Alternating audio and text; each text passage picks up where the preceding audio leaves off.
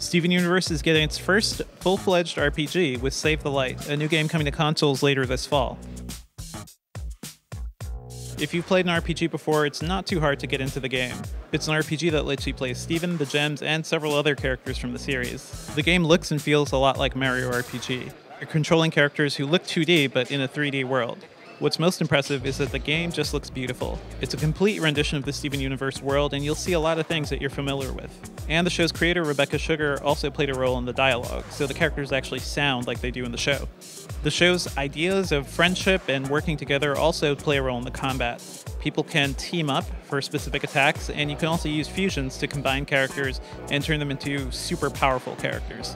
And it's also approaching boss battles a bit differently than most other games. They're more creative and not just big enemies that you have to attack all the time. There's an active time battle system. The fighting is a mixture of real-time and turn-based combat. The enemies will keep attacking if you don't do anything.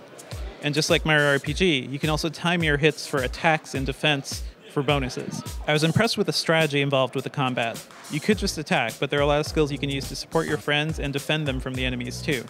There are also quirky features too. The characters have things that they can do outside of combat that can reveal secrets and just interact with the environment.